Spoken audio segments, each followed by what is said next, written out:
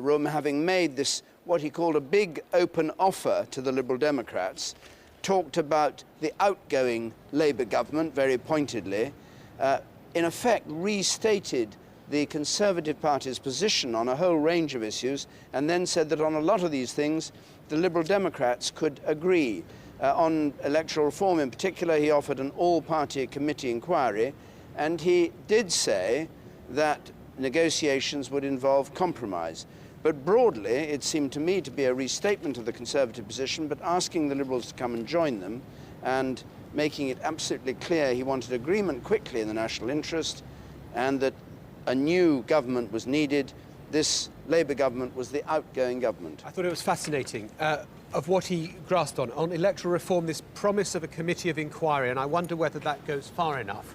But I wonder whether in saying that, David Cameron's outriders had already spoken to people in the Liberal Democrats to see whether that would be sufficient for them as an initial move. And we can see there David Cameron leaving the scene.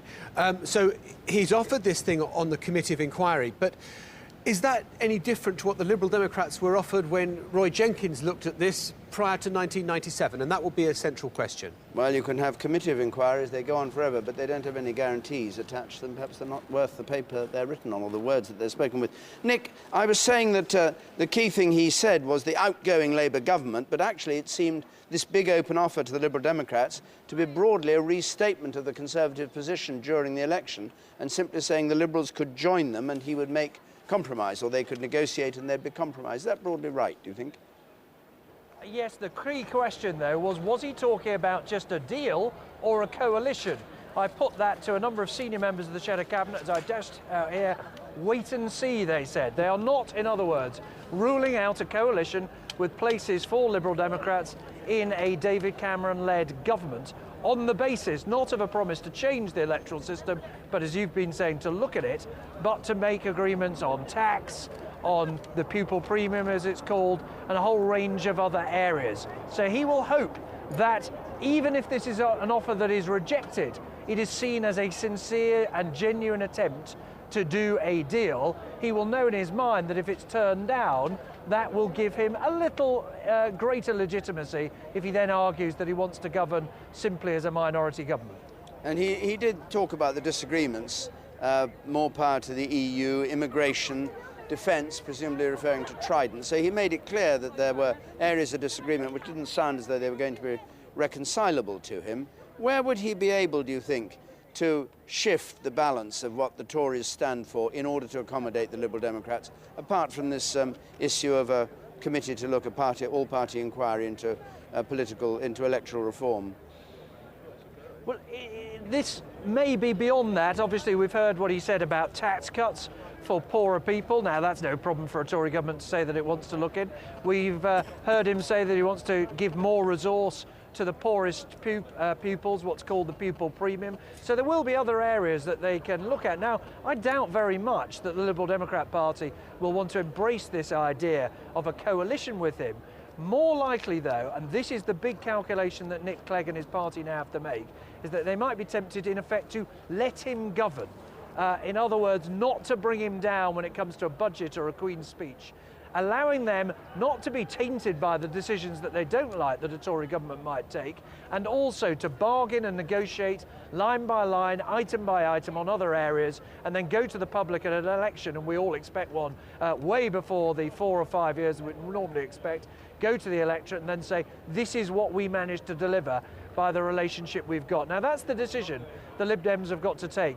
Would they rather stay out of government, able to influence things in that way, or do they take an offer that some will find it hard to refuse, to go in with Labour, get a change in the electoral system, much more likely that route, but on the other hand, they could be tainted by a relationship with a government that's been in office for 13 years and has just been rejected by the voters. We did report a rumour that Nick Clegg was going to follow David Cameron's speech with a statement. It seems to me highly unlikely and would be very unwise of Nick Clegg at this stage to come out and make another speech about the Liberal Democrats' intention. Presumably they'll go into private discussions, won't they?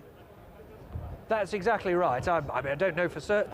Nick Clegg is not doing a statement, but I'd be amazed if he did.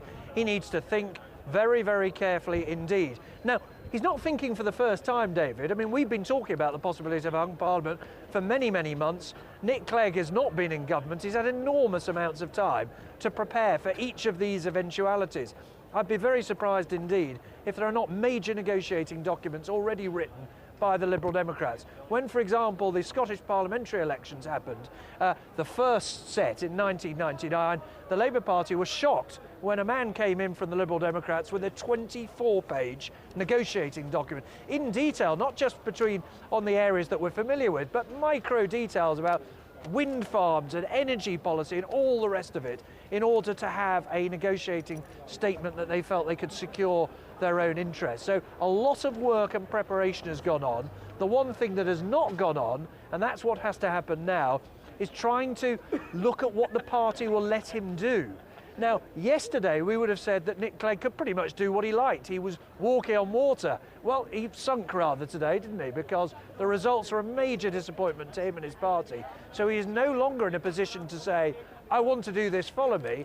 He, just like David Cameron, will have to woo his party. Last thought, David, I was very, very struck by the repeated attempts of the Tory leader to reassure his own party, who'd be very nervous about a deal with the Liberal Democrats, reassuring them on immigration, on Europe, yes, on Trident as well, and ending up by trying to appeal, particularly to an older generation of Conservative activists, by saying, look, we, the Conservatives, he was arguing, always do what's in the country's interest first. Do you think he'll be able to hold his party intact? Do you think we'll start to hear dissenting voices? Oh, you may have critics, but there's nothing to concentrate the mind like the possibility of losing office when it might be on offer. There are an awful lot of people who will tell you that David Cameron's messed this up or messed that up, and why did he do the debates?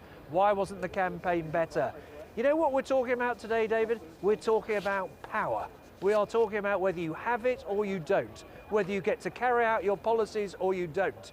And I suspect there are quite a lot of Tories who may be quite angry. They'll realise that.